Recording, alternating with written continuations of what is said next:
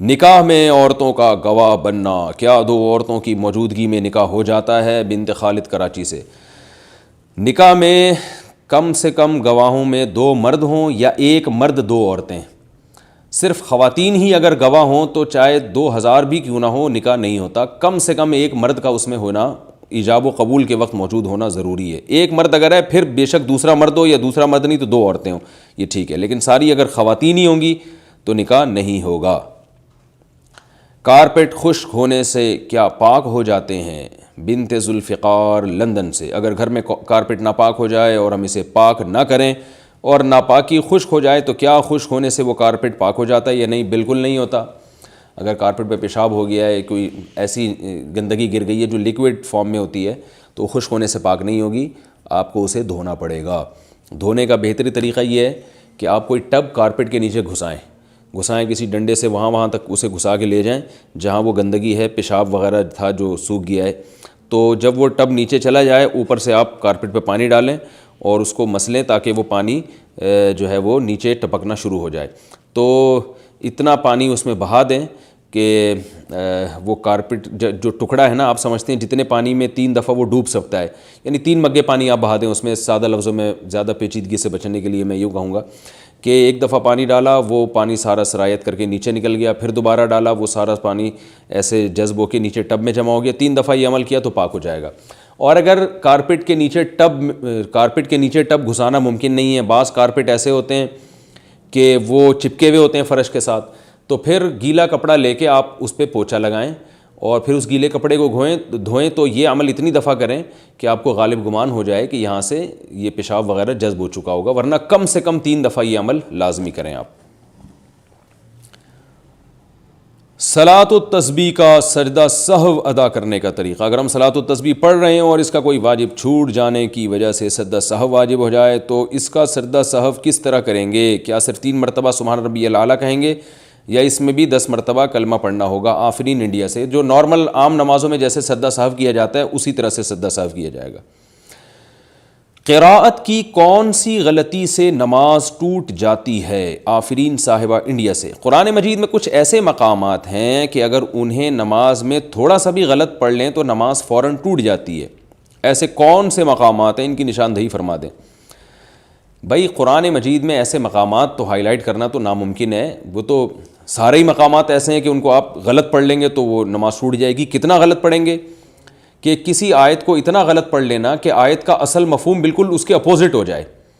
جیسے قرآن مجید میں اللہ تعالیٰ کا ارشاد ہے لئن اشرکت لیحبطن عملک ولتکونن من الخاسرین، کہ اگر آپ نے شرک کیا تو آپ خسارے والوں میں سے ہو جائیں گے۔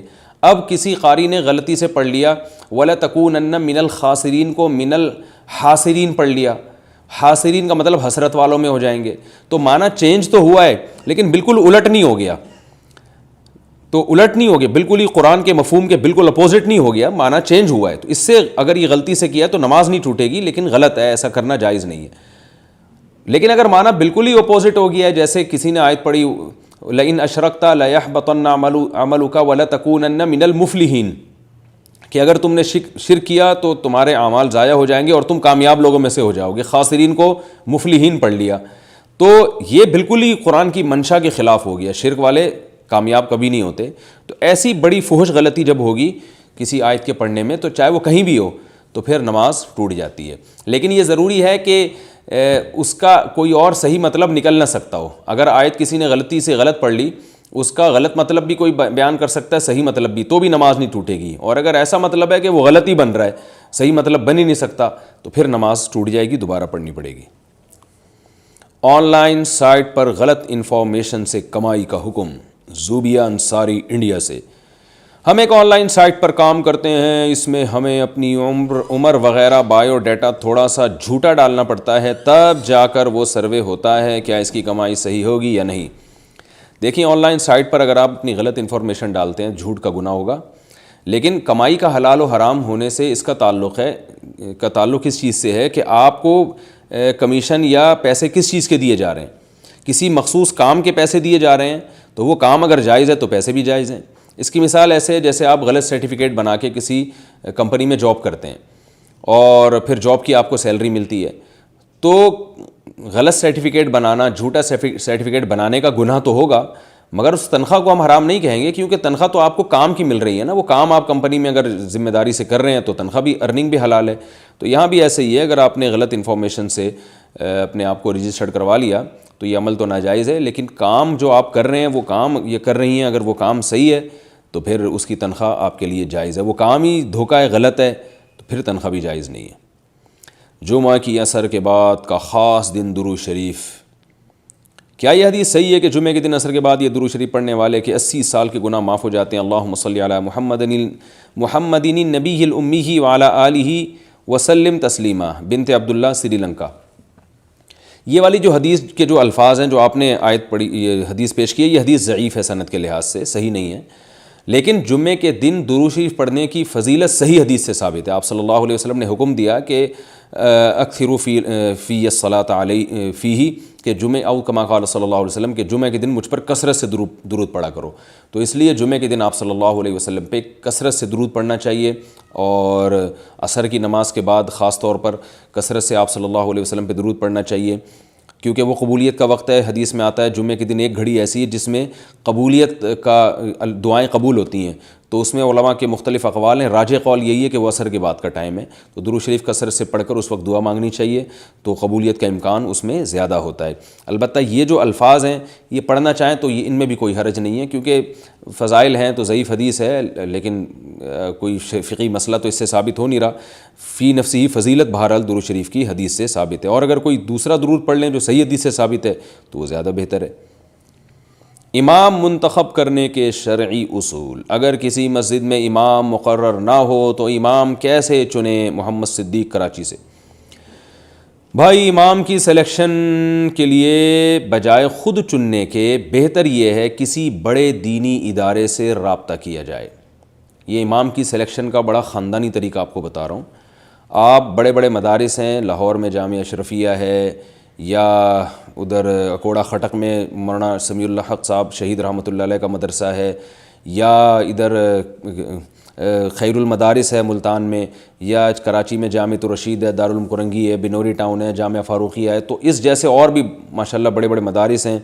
ان مدارس سے مساجد والوں کو چاہیے کہ وہ رابطہ کریں اور کہیں ہمیں اس قسم کا امام چاہیے، ہماری آبادی اس ٹائپ کی ہے، اس ٹائپ کے لوگ ہمارے ہاں رہتے ہیں، تو ہمیں اس ٹائپ کا امام چاہیے۔ یعنی ٹائپ کا مطلب یہ کہ آپ اگر ڈیفنس میں رہتے ہیں تو وہاں ظاہر ہے اکثر ہائی پروفائل ایجوکیٹڈ امام یعنی لوگ ہوتے ہیں، تو ان کو امام بھی اسی قسم کا زیادہ ان کے لیے یعنی اچھا امام ہوتا ہے کہ جو تھوڑی بہت انگلش سے بھی شد بدھ رکھتا ہو اور تھوڑی بہت جو عصری علوم سے بھی واقف ہو۔ تو اور اگر کوئی دوسرا علاقہ ہے تو وہاں کی عوام جس حساب سے ہے تو یعنی دیکھیں قرآن مجید میں اللہ تعالیٰ کا ارشاد ہے وما ارسلنا من رسول الا بلسان قومہ، ہم نے جس پیغمبر کو بھی بھیجا ہے تو اس کی قوم کی زبان دے کے بھیجا ہے، قوم کے کلچر، قوم کی زبان کو پیغمبر سمجھتے تھے۔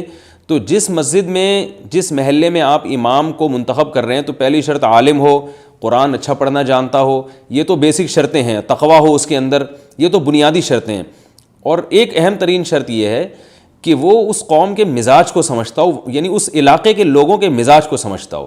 تو یہ 4-5 باتیں آپ لکھ کے، اگر علاقہ ایسا ہے کہ وہاں پشتو اسپیکنگ لوگ ہیں تو امام اگر پشتو بھی جانتا ہو تو زیادہ اچھا ہے، کیونکہ کسی قوم کی مدر لینگویج میں بات کو سمجھانا وہ زیادہ اچھا ہوتا ہے، وہ زیادہ اٹریکٹیو ہوتا ہے۔ تو اس طرح کی آپ اپنی یعنی چند چیزیں، نمبر 1 تقویٰ، وہ تو سب سے پہلے ہے، نمبر 2 بھائی عالم ہو، نمبر 3 قرآن اچھی طرح پڑھنا جانتے ہوں، شرعی مسائل جانتے ہوں، جب عالم ہوں گے، اور چوتھی چیز بھائی ہمارے ہاں جو ہے یہ اس طرح کے لوگ ہیں، ہمیں اس قسم کا امام چاہیے۔ تو آپ بڑے مدارس سے رابطہ کریں، وہ خود دیکھیں گے کہ ہمارے ہاں کون سے یعنی اس لیول کے علماء کون سے ہیں، تو وہ خود آپ کو عالم دیں گے۔ ہوتا یہ ہے کہ کمیٹی میں لوگ بیچارے اکثر معذرت کے ساتھ اکثر مساجد کی کمیٹی کے لوگ ان پڑھ ہوتے ہیں، یعنی ان پڑھ سے میری مراد ہے دینی لحاظ سے فارغ ہوتے ہیں، وہ دنیاوی لحاظ سے تو ایجوکیٹڈ ہوتے ہیں لیکن دین کا علم بالکل بھی نہیں ہوتا۔ اب جس کے پاس سرے سے علم ہی نہیں ہے وہ سلیکٹ کیسے کرے گا کہ یعنی مسجد کا امام اس طرح کا، وہ اس کو کیا پتہ چلے گا کہ میں جس امام کو سلیکٹ کر رہا ہوں وہ عالم بھی ہے یا نہیں ہے؟ عالم کو عالم ہی پہچان پاتے ہیں، جیسے ڈاکٹر کو ڈاکٹر پہچانے گا نا۔